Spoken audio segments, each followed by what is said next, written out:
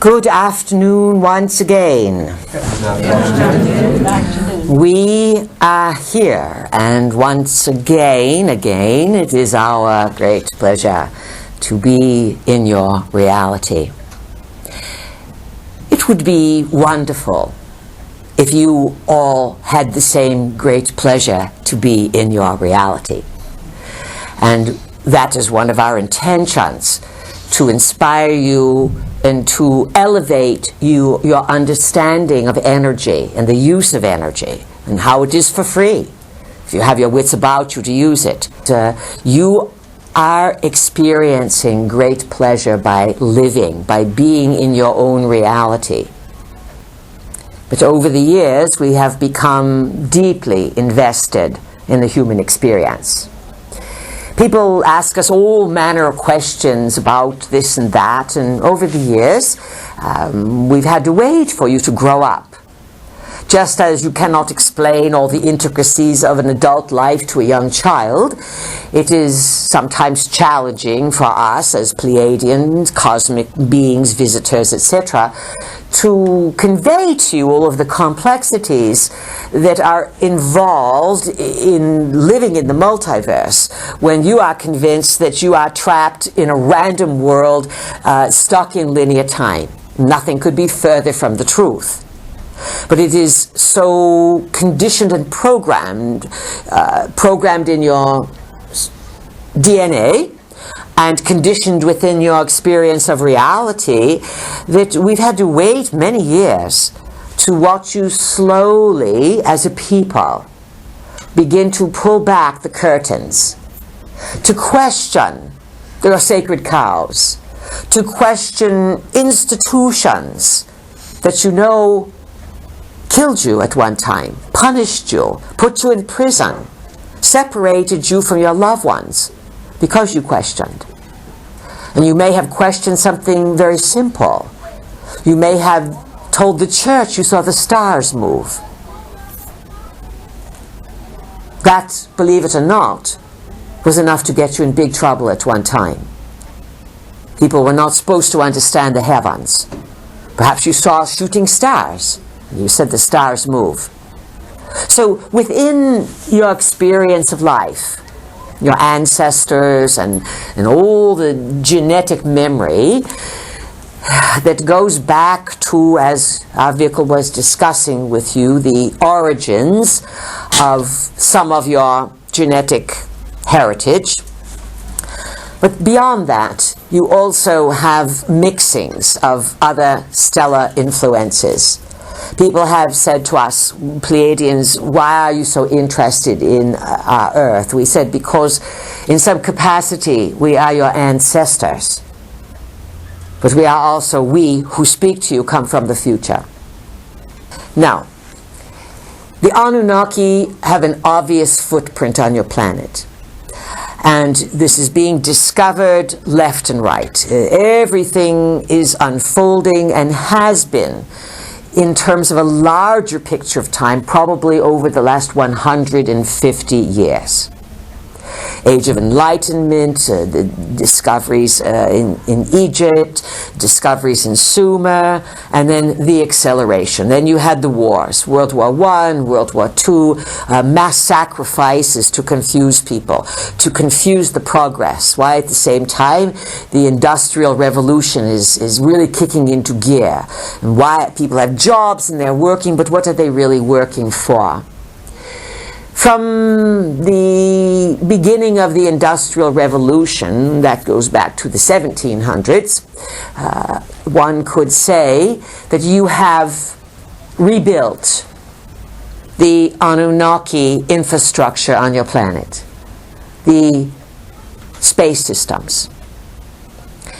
The Anunnaki, in visiting your world, had to construct spaceports, mission control centers.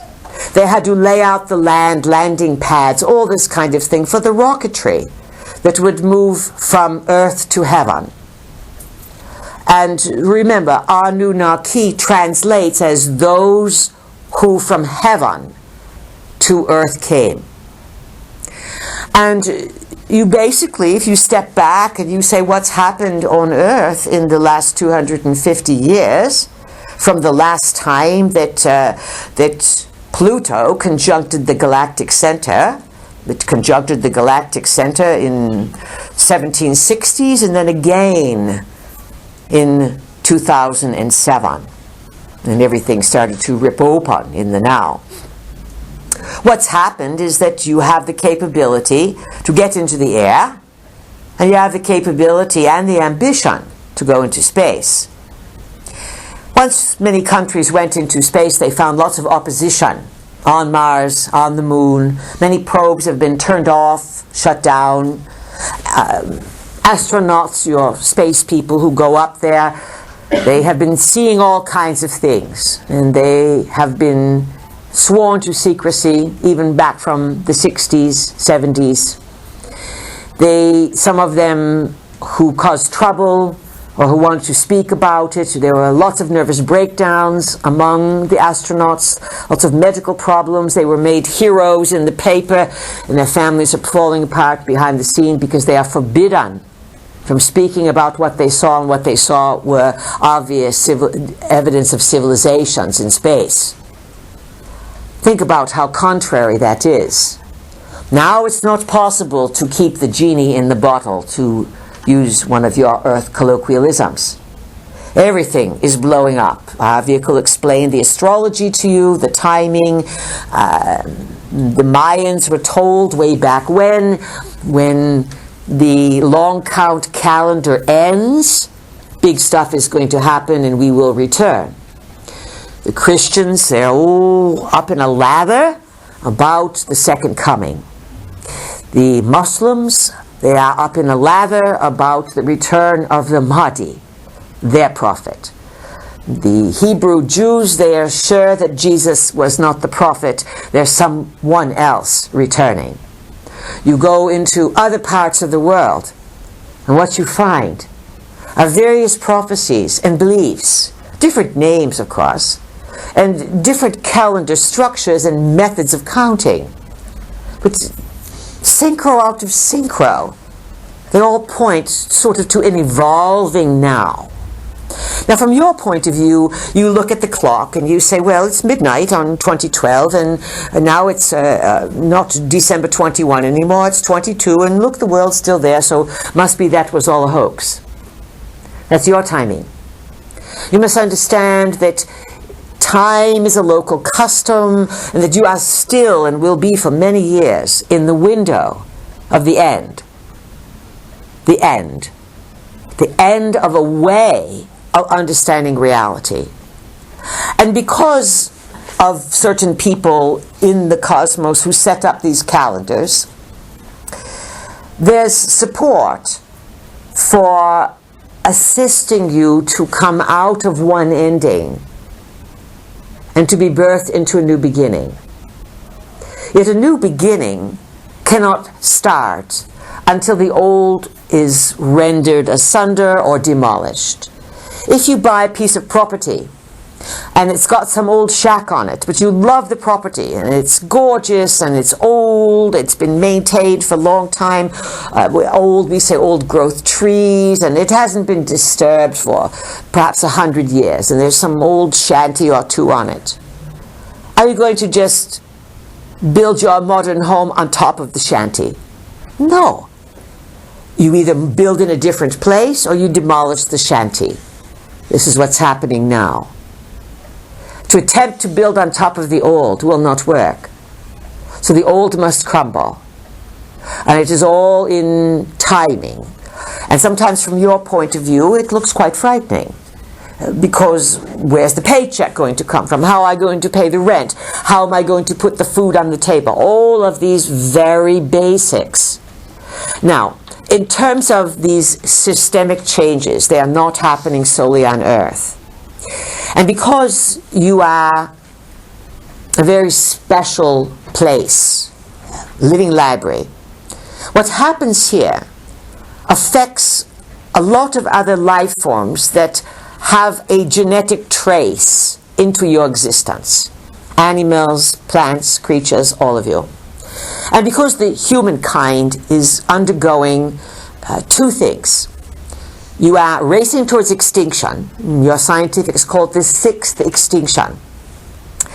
That is from their point of view. You've had these big extinctions on the planet before, and often what triggers a massive extinction can be a number of components. Sometimes there is a radiation event that occurs from cosmic sources, and many life forms die out or migrate to another version of Earth, and other life forms adapt to the radiation and go to a new level. And it happens relatively quickly, within decades, let's just say, not over tens of thousands of years. And sometimes someone pushes a button and says, we don't like what's happening on this Earth. Sometimes cosmic forces battle over Earth as to who has the right to own the library, because you are full of resources, not just gold. The most valuable resource on the planet are the genetic material. So many beings are interested in Earth. Many are interested in maintaining your high gem quality. That means the pristine waters. That means supporting the life forms. And over the last, let's say, 3, 4, maybe 5 decades at the most, many people have been contacted by ETs of various types. And you're highly tricked on these ETs, because the Anunnaki, if they could design a prototype from which you are a descendant, a hybrid being, they can build any kind of creatures they want. Do you understand this? And then they can trick you and say, you see these creatures? They come from here. They really rule the earth. And they are octopuses. You see these creatures here? They are raccoons. They are a separate race. They really rule the earth. You get the picture, folks, without us going into too much detail here? That you have been tricked, not you, the governments of the world are meeting what are called organic life forms, of robotoids of sorts, that are built by the Anunnaki as forms of deception. They put them in rockets, they have them visit the Earth, the Earthlings go, wow, we're meeting ETs, there's so many of them out there. When perhaps they are models, they are designs, they are what you call AI. We call it RT-Intel, artificial intelligence. Yet it looks really real. So much of what you are going to go through in the next number of years will be dismantling not only what's in the DNA, but you will be dismantling your beliefs about what you think reality is. And it's unfolding so quickly, human consciousness, into the complexities of the multiverse, that it's difficult for any of the humans to grasp these large pictures. And then if you can't grasp it, you put a belief on it, you say it must be like this, because that is as big as I can think. So understand that you are in a high learning curve. You are probably going to learn more in the next 10 years than you ever thought possible. And reality is going to change this much. You are going to relearn, rethink everything. And then you will be helping others by generally moving into the healing arts to help sustain and support people through the trauma of, oh my God, that's not really real?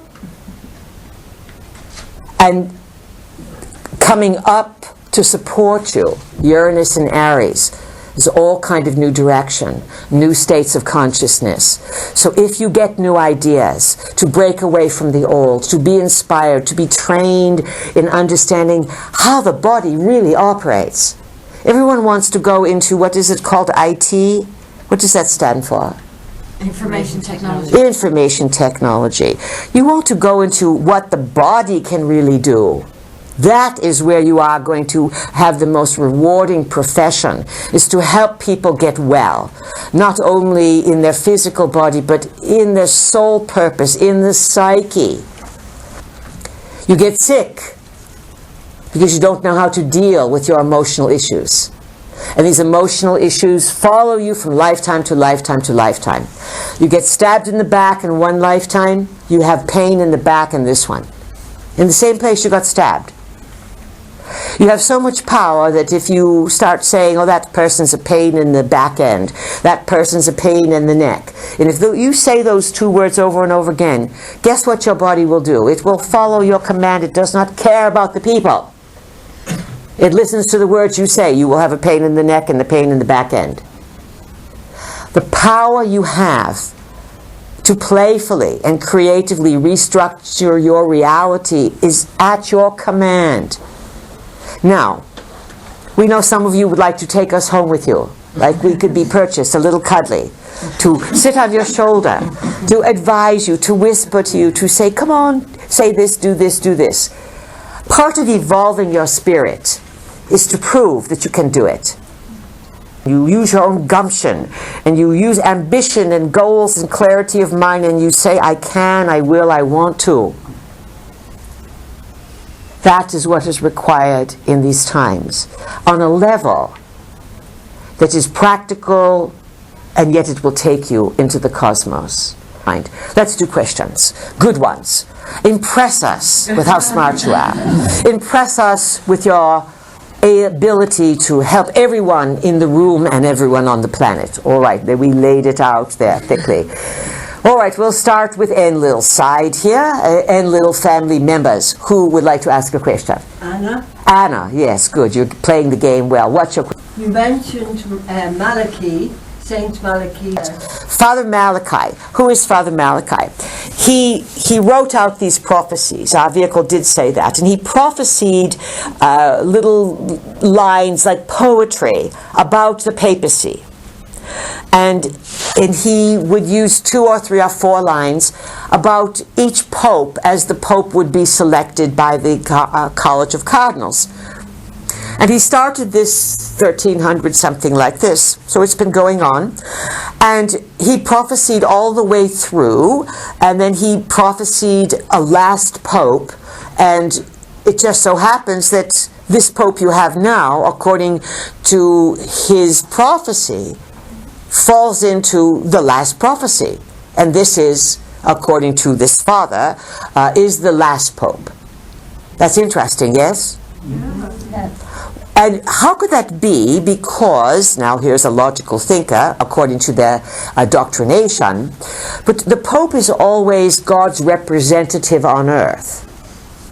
So if this is the last of God's representative on earth, ergo, or therefore, either God's giving up or God's coming back in herself. What do you think? Giving up or coming back? And how would this particular Pope, who came from, he's Italian, but he spent lots of years in Argentina. Oh, that's quite synchronistic. That's one of the places that the Nazis hid themselves from and hung out in. Especially Hitler was known to have been in Argentina. And so then you have now this last supposed Pope coming from Argentina, but he's really Italian, and all popes must be Italian. You pretty much know that, except for a few exceptions. It's what's really going on. Remember, on a soul level, these times in which you live are extraordinarily pivotal and powerful to rippling across the lines of time, not only to other species, but to your own multidimensional selves. Anything else on this question? No, thank you. All right, good. Who, this side, Enki's side, who has question? Beatrice, vehicle, I've mentioned planet Nibiru and where the Anunnakis come from. Yes. And it's my understanding that each time that during the 3,600-year cycle that Nibiru passes through our solar system, especially past the Earth and around the Sun, that it causes physical changes on a very large scale to the Earth. It can. It depends now on a number of things. It is called the planet of crossing, so that means it sort of bumps through the solar system, and it is also called the destroyer. It's one of its nicknames. And you know now that you have the sun in the middle of your solar system, and you realize now that this happens, it's a protocol or a form of how planets are set up. And the planets have their orbit. And so it depends, Beatrice, on which side of the sun, the timing of where Earth is and where the planet of the crossing is. If they sort of are in vicinity around the block from each other, then all chaos breaks loose. And this passing has historically created oodles of problems. It's just because of the large orbital plane and because your short memory, the Anus know what's happening and you forget. So what exactly is your question? Well, you've answered some of it, but mostly is, are you currently aware of how closely Nibiru is going to pass us, if indeed it is passing through our solar system at this time? And if it is going to pass closely, will there be safe zones where there will be less disruption to the physical Earth? We will tell you what some speculations are from scientifics who have broken ranks and realize that a big deception is going on Earth. And here's their conjecture, and it is a valid point. It's not as if this X12, Nibiru, Chernobyl, whatever you're going to call it, is singular. It is a larger planet. It's certainly not the size of Jupiter. That would be totally destructive to your system, because you have the planetary sphere, and then you would have the energy field, the various, you call them atmospheres, around the planetary sphere, and the planet and the atmospheres would be filled with whatever the energy frequency or paradigm of the planet is. And then there would be, because of Nibiru's more comet-like activity, there would be what is called detritus, Talus, all the space junk that sort of accompanies Nibiru. In addition, Nibiru has been portrayed as sort of traveling in a delta type of configuration. That would mean it's a high military sort of figure. You understand the delta to be this like geese flying, one at the point, and then all going backward. So you would have Nibiru in the center, and then allegedly 7 moons, 1 point moon, around Nibiru.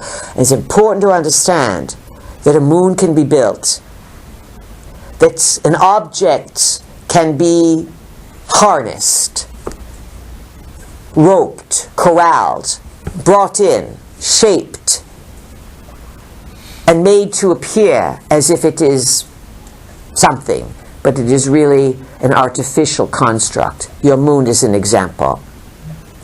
You are going to meet a technology that, and an understanding of the cosmos is far beyond what anyone could even imagine. Yet, inside, if you make room, you all have DNA of the Anunnaki, and they know the story. So somewhere the story can make sense if you give yourself time and the buffer and the support of nature to process all this. So now the real question she's asking is, how much destruction may there be? It does depend on the orbital plan, but it also, your scientifics would say, there's nothing we can do about this. This is inevitable. Sometimes some things are inevitable, which many of the Anunnaki understand, as many extraterrestrials do, the power of consciousness. There's also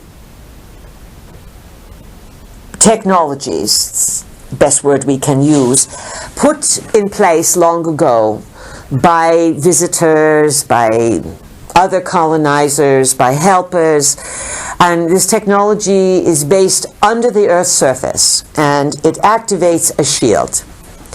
A shield that is about 7,000 plus miles, actually about 7,200 miles above Earth.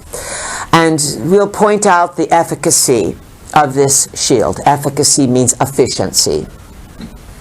If you look at the moon, you look at Mars, you look at some of the other planets, they are pockmarked.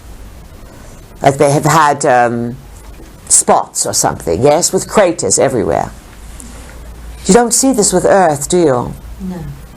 How could it be that your closest neighbor, the moon, 250,000 miles away, about 240,000, has been hit over and over again? It's filled with craters.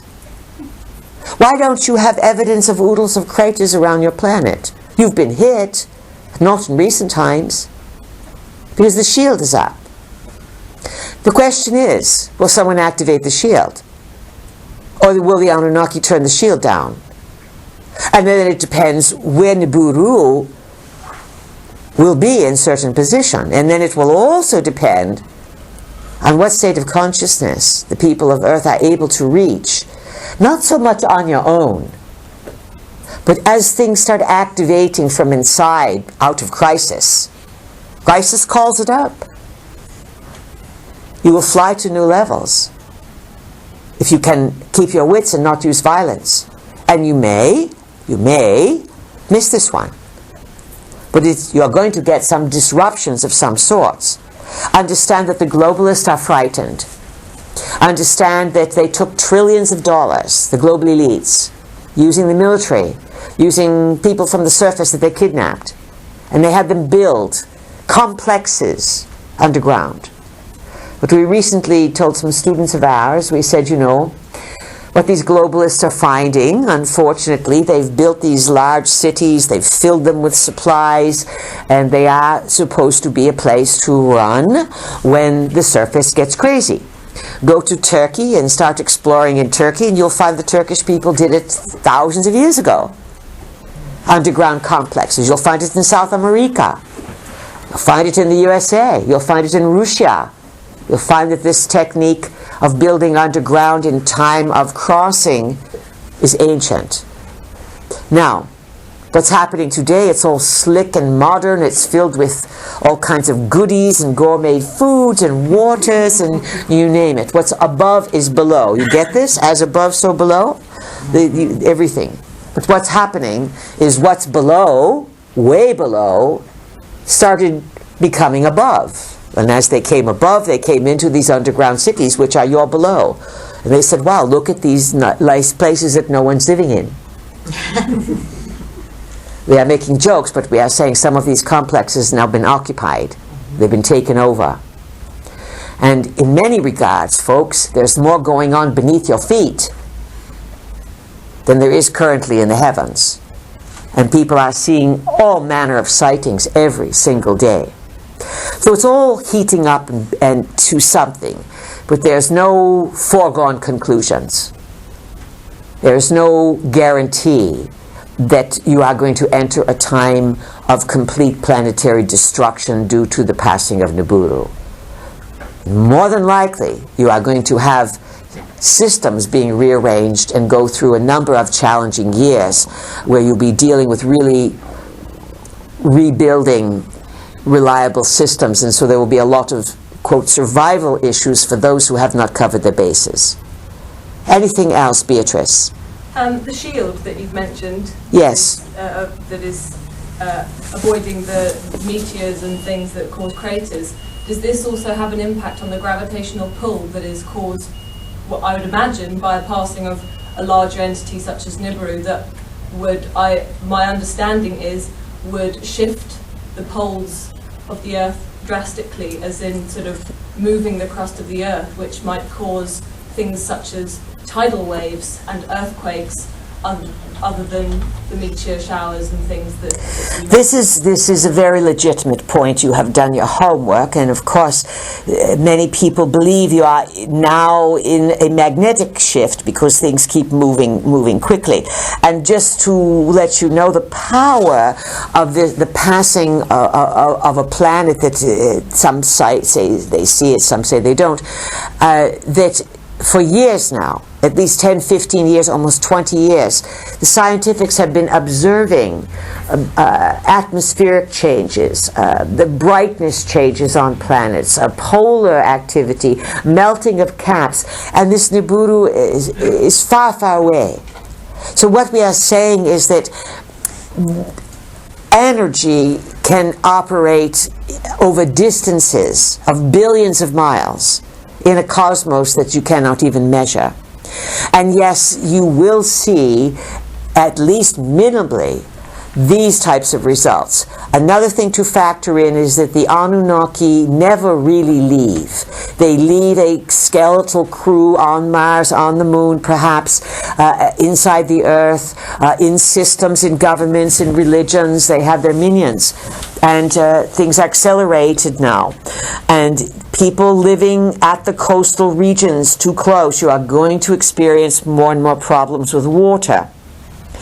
And yes, it is entirely possible that coastal regions will start to feel the turmoil. The Earth will start changing. We believe our vehicle pointed out to you that when the planet Uranus moves into the sign of Taurus, that will be about 2018.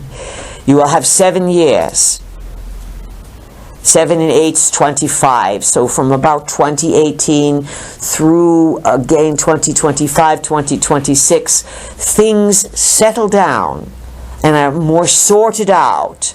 And you enter a new, quote, paradigm of understanding around 2028. And between then and now, you have big astrological changes that you go through. Big ones, very, very big ones. Does that help you understand? It does. Just very quickly. Go ahead, it's fine. As long as it's an intelligent question, you are helping everyone understand. Okay. If we are to be aware of these potential environmental hazards, such as coastal areas and changes in the water, are you aware of when this is likely to begin? Because our understanding tells us it will likely be between August and the end of September or potentially December, but I wonder if you have any further knowledge on that. Well, many people are tuning in, or they are piecing things together, they are decoding. The globalists do have a lot of plans for this year. Understand it. And if things start to accelerate end of August, early September, there's key gates that they're aiming for. Yet the best laid plans can be rendered asunder and thrown all out of the window, because the gift the humans have is the gift of unpredictability. And as the masses change their minds, wake up, they shift the probes, and understand, Beatrice and everyone else, that there have been many, many plans over the last 5 years that the globalists had to squish you, smosh you, attack you, nuke you. Lots of it did not occur. The heaviest things happen in the most volatile areas, where the people have the most fear and where they have the most guns and where they want to harm each other to get what they want. The lower the vibe, the more primitivo it is, and the more it is root chakra fighting another root chakra. That's where the bad stuff happens. The more you raise your vibration, the more you can think clearly, and the more you can position yourself or change the probes or call in guidance for protection. We'll say this to you. You've never had a lifetime like this one. That's why everyone's here. And to some extent, it's new territory. To another extent, you have the Anunnaki inside you, their genetics, and to them it's old hat. But you must get your sea legs. So these are good questions. Now, things will accelerate. You will see activity at the last week of July. This is the summer solstice weekend, and many plans are laid right around the summer solstice. Use the sun from the sky, use the light to come in and to inform you. 6 weeks from now, you will come to what is called August 1st, or Lamos. The week prior to Lammas is a week of high ritual sacrifice among the globalists who like to control the world. The humans are harvesting their vegetables. The globalists are laying plans to wreck everything. Build your plans and love the earth and love yourself, and understand that the forces of darkness and evil may undo themselves in a very spectacular way. But in order for them to be corralled and contained, those beings of goodness and integrity must live that out greater than ever before in their own generosity of beautiful living. It is big choices that you are occurring. They set things into motion, and Lammas is often known as the sacrifice of the king.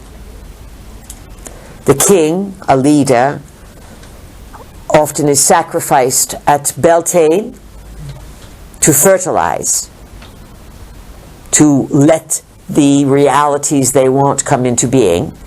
And then at the harvest time, another powerful person is sacrificed or killed to give thanks for the harvest, because then the real kicker starts at the equinox. And there are suspicious events out there. But understand, you've set out to do things on your own and everything fell apart, yes? Anyone ever have that happen? Yes. A few snafus? The globalists are dealing with this all the time, because do not think they all like each other and they get along. People who do not do good works do that to each other. They use each other. So they are battling bad insider. You follow this? And there's all kinds of things going on in all the governments of the world. So there could be things that start to happen end of August. People come home from vacation. September could be some big tricks, some big shifts. Just intend that you are in the right place. Everything will work out more than fine. And get smarter. Much, much, much smarter in terms of what you know. Who else has a question? It is now Enlil's side of the family. Paul. Who is it over here? Paul. Paul? Paul. Hello, please. All right, loud and clear. Okay. You mentioned that our moon is artificial. Who built it? How do they use it? And how does it affect us? The Anunnaki use it. How does it affect you? You are entrained with the cycles of the moon. It is a supply base. Most of it, many things occur inside of the moon, because the Anunnaki are master builders. They know how to build. They know how to build on Earth, in the cosmos. That is their forte. Some of them are good at genetics, but they're really, really good at building. Rock, stone, glass, other substance you have no idea of. And they can shape worlds. They can build worlds like the moon, and then, we'll make it real simple, turn the key and fly off. In other words, they can build structures and then use them to travel. This is important to understand. So if new things appear in the sky and they look like new artificial or new planets or something, it can be holographs, it can be literally something that is real, it's moved around. You must expand your what you think is possible. So they use it as a supply base, they use it as high ground. If you've been in military, any military company is always going to go to high ground because you have a better vision and you can see. They have positioned it so that it appears in the sky to be exactly the same size as the sun. Yet the sun is 93 million miles from Earth, the moon is 250,000 miles. Wow, that's miraculous. How does it affect you? It entrains you to certain cycles of consciousness. Is this bad? It is what you incarnated into. It is a system that you are not really probably going to change. But you know, a few years ago, someone must have figured something out. 10 years ago or something, our vehicle came across a statement by some scientific on your world. And he said, we could fix everything if we blew up the moon. Mm-hmm. And then that was it. He obviously knew something, yes? Yeah. Now, it's always best to work with what's around you. If you can't fix it, condition it. The moon itself is not bad. The Anunnaki, some of them have not the best of intentions, others have evil intentions, and others have good intentions. And the moon is basically reflecting the light of the sun. And so the cycles that you are in can be used. Ask any gardener that understands how to plant. Everything can be done by the moon, and you can gain tremendous benefits from the moon. But certainly they can use the moon to send frequencies at your Earth, to do weather control to Earth, to do all manner of things. And there's much more to say, but we will move on, Paul, to another question from someone else. Who else has a question on Enki's side? Elaine. Lawrence, we heard your name loud and clear. Welcome. You were talking about... Hi, Peas. Hi, Peas. Hi, Peace. Good. We like to hear that hi, just so that you know that we are really real and we do not want to be encyclopedias. Do you understand? We are not encyclopedias or something that you can use because we look like we are available. That's why a little hi just opens the protocols. All right, now continue. You were talking about how Mr. the Lawrence. moon affects our gardening. Yes. I was reading about biodynamic gardening. Yes. Introduced by Rudolf Steiner. Yes. How can it help our gardening on a bigger scale that we use astrology with our gardening? Well, study it. There's plenty of people who've done the research. Steiner was certainly a genius in his own right, but his organization and everything got infiltrated very badly, by the timing and the Nazis and all these kinds of things. But knowledge is knowledge. And many, many people are very, very smart today. And there's all manner of books out there about how to plant and when to plant. So we cannot spare our time to educate that. We will certainly direct you towards finding books in the library, online. And people have laid it all out. And we'll say this. Those who know how to garden, when to plant, when to harvest, it's not just the moon. It is the earth. It is the plants. Once you understand what they like and what helps them thrive, they can grow to magnanimous size. The fruits, the vegetables, people are going to go back to this. This is something that will bring them greater joy. Too many people on your planet have no idea where food comes from, what is involved in its process, and you have become ignorant completely as a people about something that you can't do without. Think about it. Think about that, really, the statement we've just made.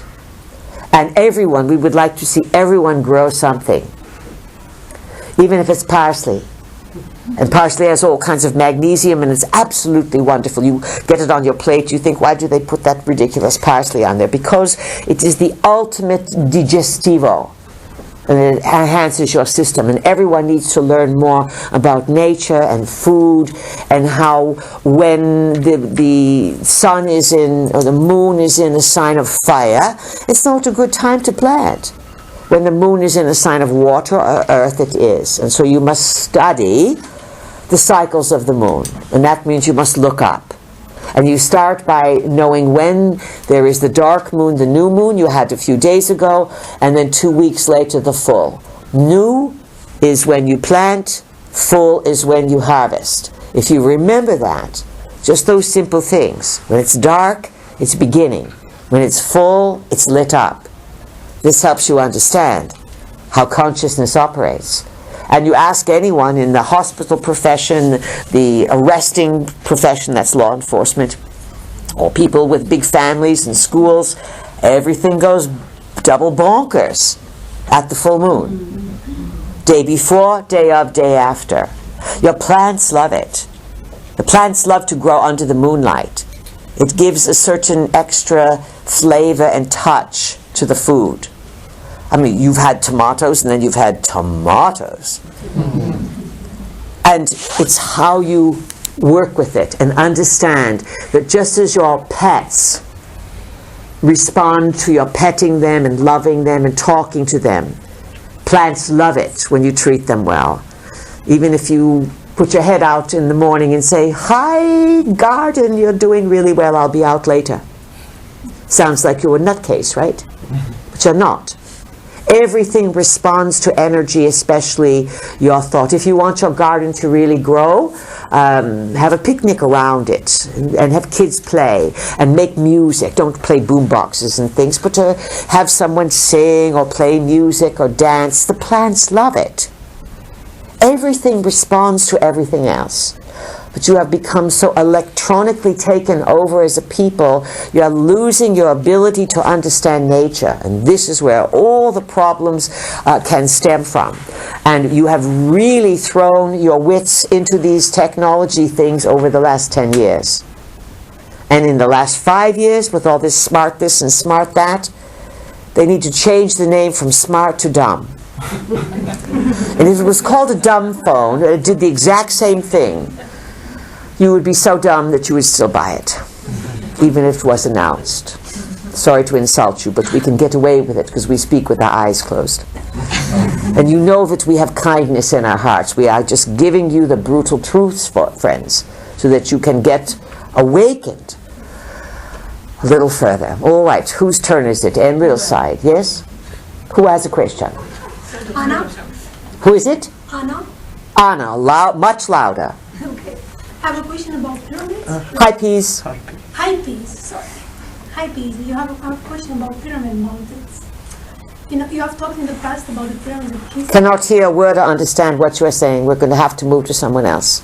Just because we cannot get it. Noel, go ahead. Thank you. Good. Hello, Pete. I have a question about the apparent increase in the numbers of transgender people around at the moment. Yes. And I'm just The increase in the number of transgender people. Yeah. And I'm just wondering, is there any particular reason for this? Yes, it has an agenda, of course. If there was no agenda, it wouldn't be in the media everywhere. Now, understand that you live again and again. You live as man, you live as woman. For most people, the soul makes the transition and adapts relatively easily. So that when you're in the male body, you are dealing with the male hormones. When you're in the female body, you are dealing with the female hormones. And this has worked in terms of reproduction, in terms of the stability of nature and the living library. It has worked for thousands and thousands, an untold number of years. What's happened, let's say, from maybe the 1950s, the 1960s, a lady named Rachel Carson, we believe that's her name, she wrote a book called Silent Spring. And she wasn't scientific, and she sort of blew the whistle on the scientists and said, hey, you see all this DDT and all these poisons that you chemi people are making, and remember one of the homes of the great chemical producers that caused all kinds of problems was Germany, ibuprofen. They are a big problem on the planet, along with DuPont, along with, you name it. They're Nestle's, they're all in it. They're the chemical companies. And so it started years back. And Rachel Carson saw it, and she said, hey, you're ruining the planet. The animals are growing double sex organs. Everything's getting confused. Then time moves forward, and then by now you have all kinds of pharmaceuticals, and perhaps in the 80s, early 90s, scientifics are saying, we look at the reptiles, we look at the amphibians, the little creatures that live by water. If they are going through transformation and they are having no genitals, both genitals, if they are changing halfway through life, something's going on.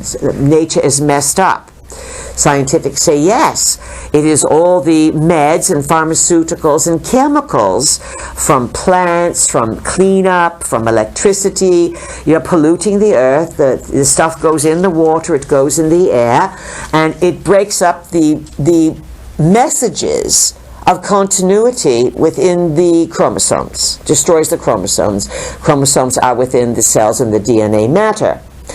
Now, so this has always happened, that either there's a soul mix-up, a person says, I'm in a male body, but I remember being female, or I want to be female. I don't relate. Often they might not even believe in reincarnation, but they remember. Now, because of this ubiquitous spread of chemicals that are destroying your biological integrity, and an anything goes ultra permissive lifestyle, and memories coming up without people understanding them, people are insisting now that they are not who they are. We are observing. We will say this: it is not a good idea to cut off body parts to change your identity. Whether it is a head transplant, or whether it is putting a pig heart in your body, or cutting off your penis, or rearranging your vagina, or adding breasts when there's none there. If you have to put all kinds of medicines in the body to reshape the body and convince yourself that you are now what you are not, because you cannot. We know this is completely politically incorrect, but again, we are going to tell you the truth. You cannot really turn a man into a woman, or a woman into a man. You can turn a person into an image of it, and they may feel more comfortable because when they look in the mirror, it meets their expectation. But a man will never be a woman, and a woman will never be a man. You may want to be, you may act like it, you may think like it, and you may take the hormones to make your body artificially feel that it is. But if you stop taking the hormones, you can't. So what's happened is you have an ultra-permissive society today. There is an agenda by people who want to break down the family. If they break down the family, then they know that they'll create chaos on the planet. The family, the mother, the father, the children, the out-picturing of the family that has always tolerated a few that are different and said, well, there's always an odd duck, but we are a family. Once that goes out the window, and you have no allegiance, no place to sanctuary, no place to turn to, and no ability to reproduce, which is happening to male and female everywhere. They can't reproduce anymore. You see the long-term range? And you have something on your planet that was called Atlantis. And one of the outstanding problems that came out of Atlantis is the Anunnaki were engaged in Atlantis, and it was Enki and part of his family. Too much genetic engineering. And they started to do exactly what you are doing today, turning men into women and women into men. And then they started building beings who were part animal and part human. And most of this was to entertain, but much of it was for sexual gratification. Do you understand what we are saying here? What you do in the privacy of your own life is one thing, but once the media gets a hold of it and they start driving messages and agendas, you must ask yourself what's behind this. And it is so important to understand that each person on the planet today can be very confused. And there's lots of mixed up messages, and there's lots of people who are used by others and put out there to manipulate the masses. It is called psychological warfare. It is most important that you are observant of this and yet allow people to make their own choices, but to make yours based on being informed and on common sense. Does this help you? Yes, thank you. You're very welcome. Who has a question? Whose turn is it? Elaine. Enki's turn. Elaine, welcome. What's your question? Make sure Nigel can hear it. Hi, Peas. Can I ask about the weekend of the summer solstice and about Newgrange and Carrowkeel in Sligo and its relevance to today? And its relevance to today. The second place we are not certain of. What is it called? It's called Carrowkeel. It's in County Sligo. It's similar to Newgrange, and it is stone site which has the summer solstice activation, where the Newgrange has the winter solstice activation. Yes. Now, as we've said, timing in space is different than timing on Earth. If you were to move to Mars, it would be different timing because everything would be in a different position. And timing, in terms of understanding the solstices, is very important. On a very prosaic or basic level, people would know when to plant. They would know when to harvest, when to prepare for the seasons. That's a very basic level. But actually, the solar activity can open what is called black holes. And you understand that the center of the galaxy, the galactic center, has a massive black hole. Massive, massive, massive. Yet recently, a galaxy was discovered that has a black hole trillions the size of your current sun. And they say that your black hole in your galaxy has thousands of times of your sun. It's a big jump from thousands to millions to trillions. So it sort of humbles you a little bit if you ever think that you understand the multiverse.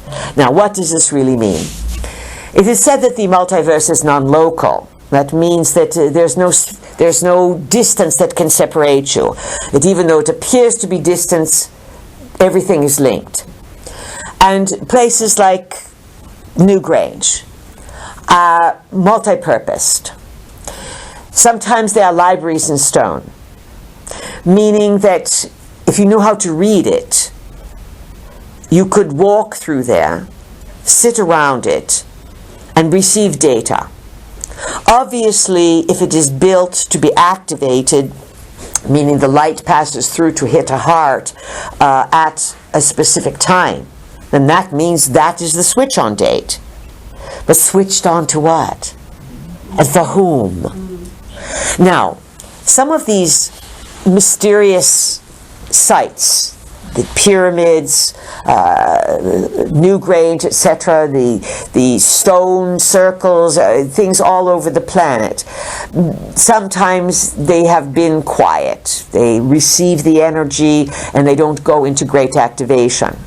But a few decades ago, or in the last 10 years or some such, there's been problems with sites activating, giving off signals, and emitting sounds and energies that humans don't hear. Animals hear it, and the military knows, because the military, global military, has devices that can track activity.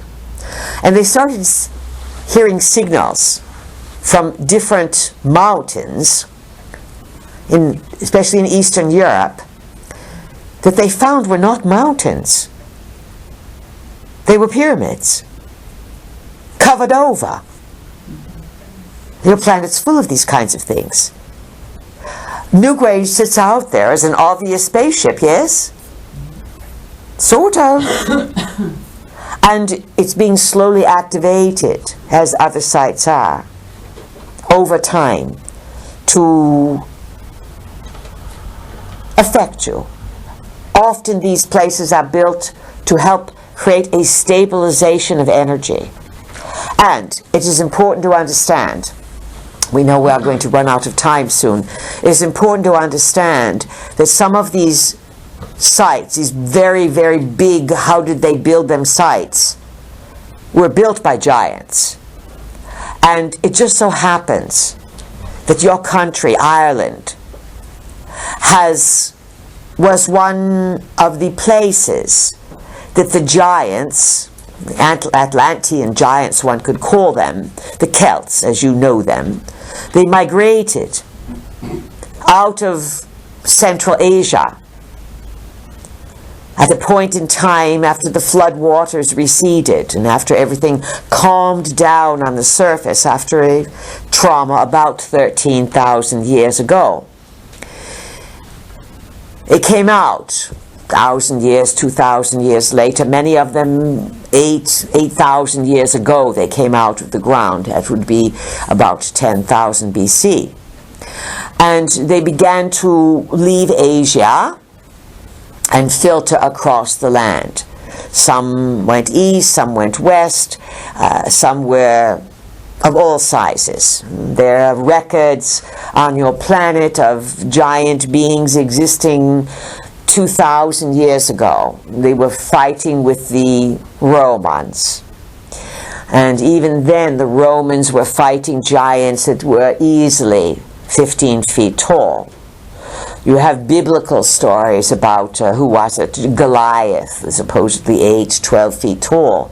But understand that skeletons have been found in various places around the planet long ago. When they find them today, they pretend they buried them. They call the military in, the site is closed down, the archaeologists are told don't speak of it, and that's it. People die, and these giant bones are taken away. But the Romans were shown giant skeletal forms by the Corinthians, Corinth being located in Carthage, northern Africa, around this area, and they had evidence of giants 36 to 40 feet. A Roman legion took a trip to Morocco and was shown the grave of an 85-foot giant.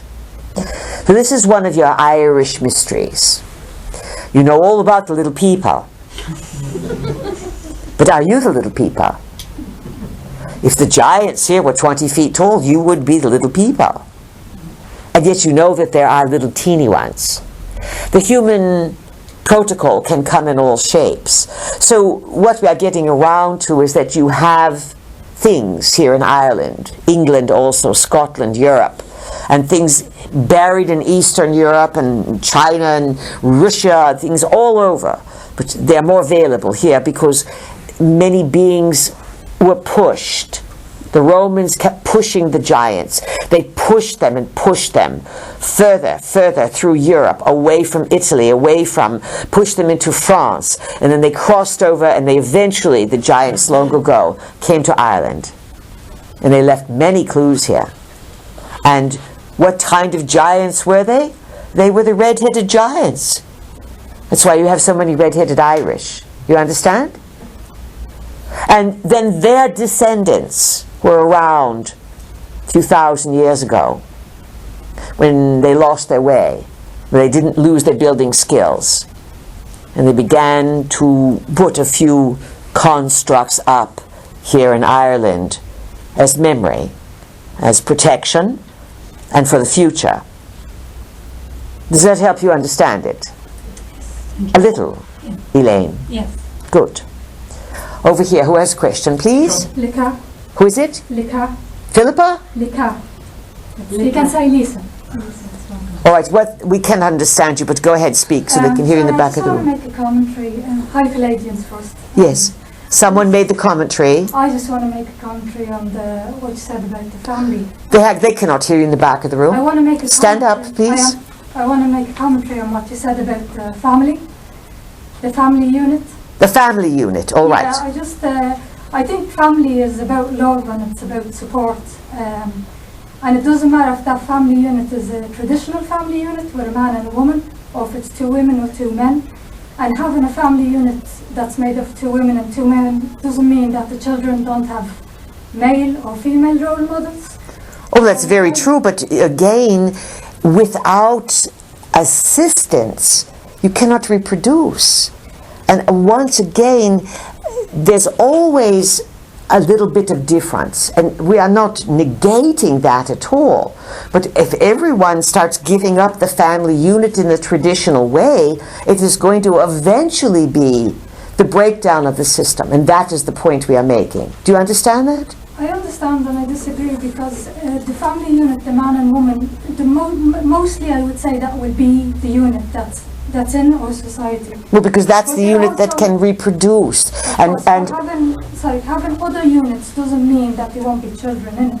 You could have different types of families that still have kids. It doesn't mean it has to be a monogamous, for example, unit where it's just a man and a woman. The other thing is not everyone wants to reproduce. So, it's also, it's very varied. There's so many types, and I don't see that one model of a male and a female and we reproduce to be the standard.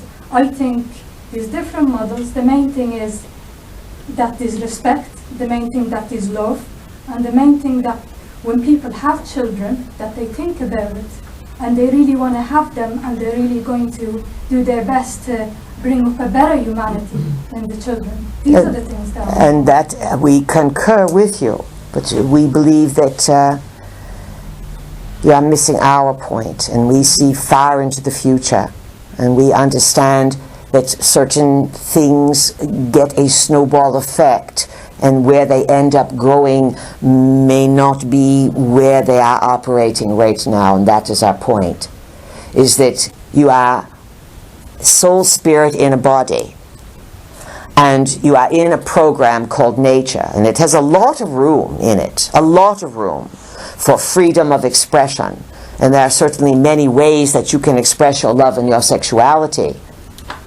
but your ability to have a child and take responsibility for that child is yours.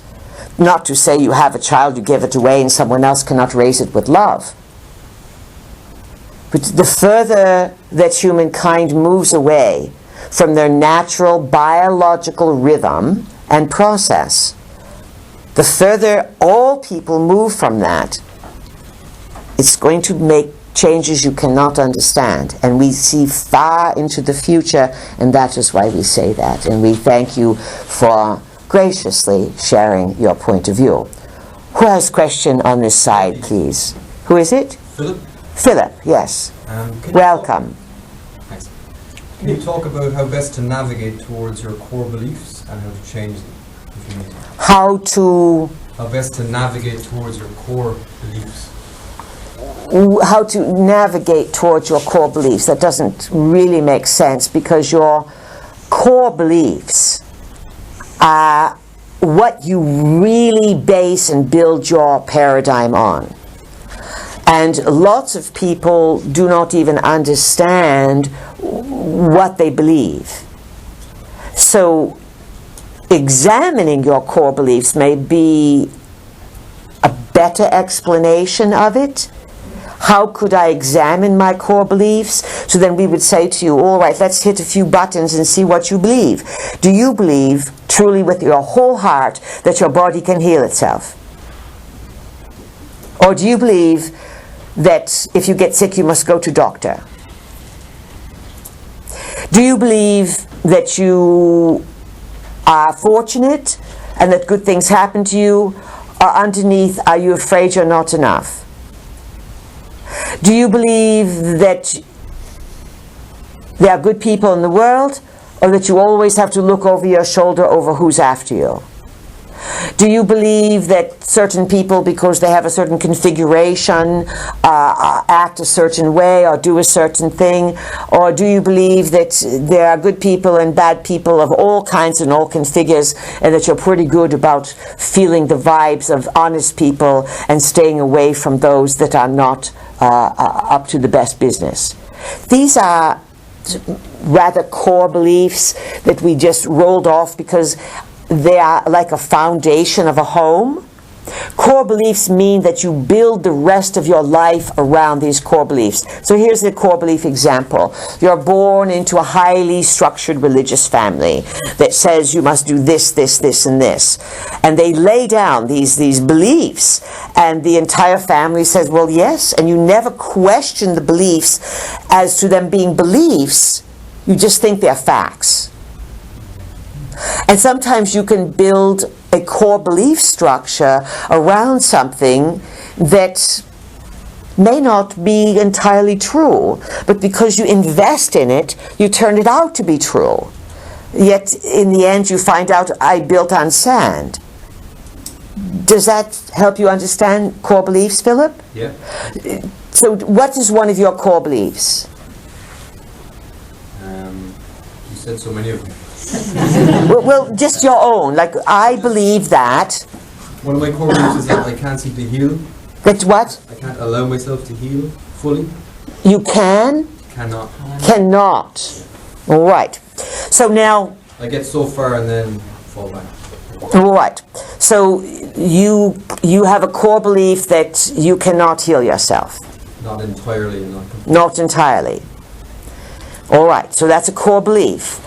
So what happens is a core belief then reality conforms to your core belief. So here's a way to trick it. You can say, you know, up till now, I used to believe that I could only heal myself to a certain point, and then I couldn't. But that's belief. And so I'm now going to add on to that belief that for 1 hour every day, I'm going to believe that I can heal myself at any point in any time. And it may take time. And it may take assistance from others giving me information or what to take or what to do. But that my body, thank you, can and will heal itself with loving support and the right, let's say, situations.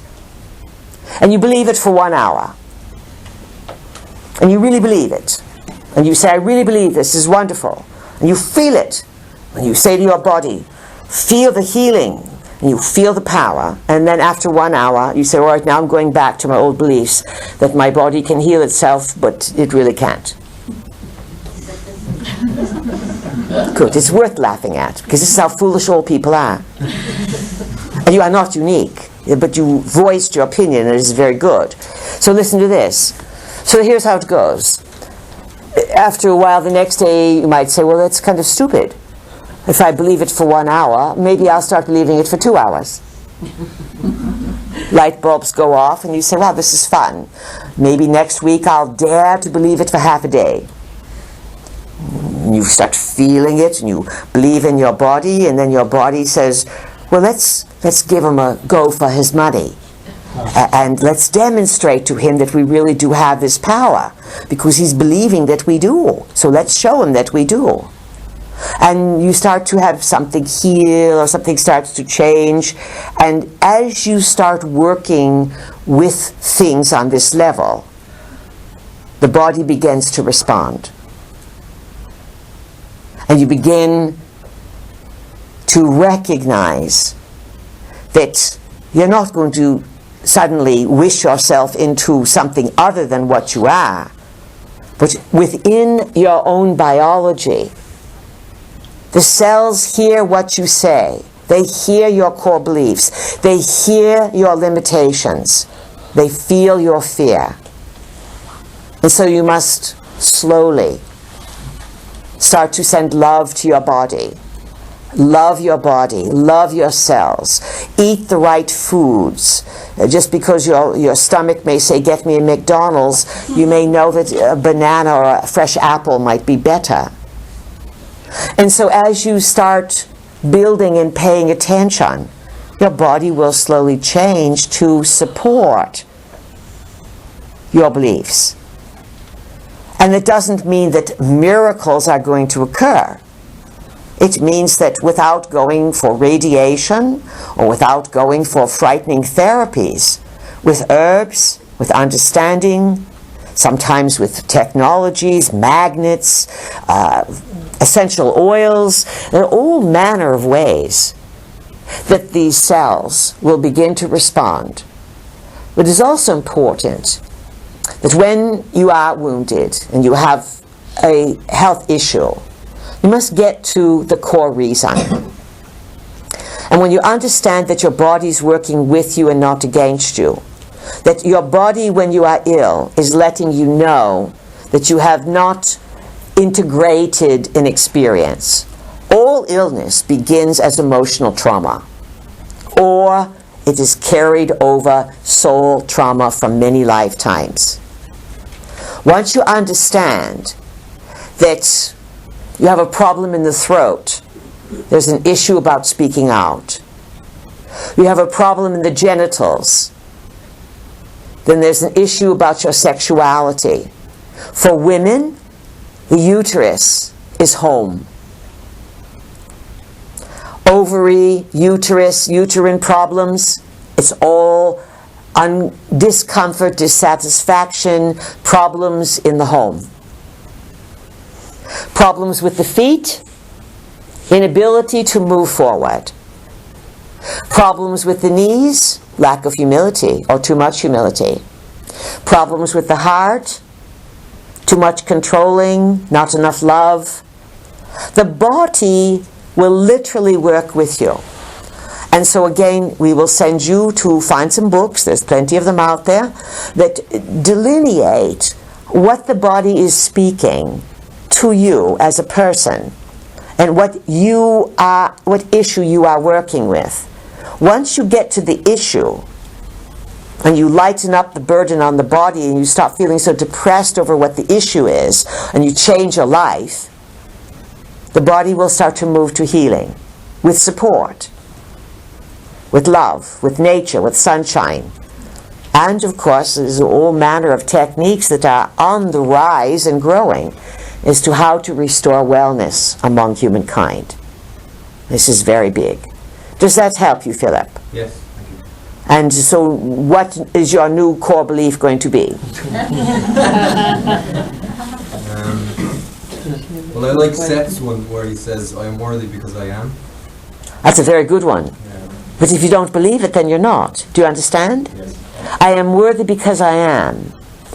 You are worthy because you look at the miracle of your biology. Don't throw it away. Your bodies are miraculous beings. They are a temporary residence. You are spirit first. And you will always exist in dimensions that do not have bodies.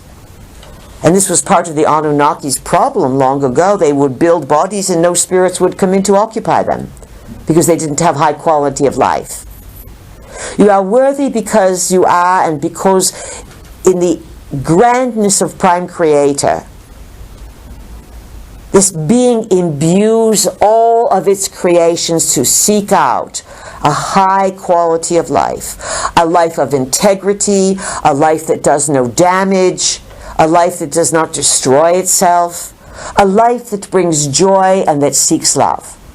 Love could be considered the multi-flavored force of existence. It comes in many shapes and sizes, and there's hardly much understanding of it on earth. But love is a generosity, it is a caring, and it always improves, it does not control. So understand that no matter who you are, what sexual identity, who you think you are, where you've been, where you are going, your reincarnations, they're all up for a new understanding. Live with dignity. Live with respect for all life, including your own. And do the very best job you can. And realize there's lots of conflicting differences going on, and realizing you're being highly manipulated at this time. Make your best decisions. Get some good beliefs. Love yourself. Look in the mirror. And genuinely love yourself. And do not think about mother, father, grandparents, partners. When you generate love for yourself, you are Creator, Prime Creator, saying hello to one of its most miraculous creations. We'll leave you to think about that over the evening. We'll see you tomorrow. It's been our great, great pleasure. Good afternoon. Thank you. Thank you.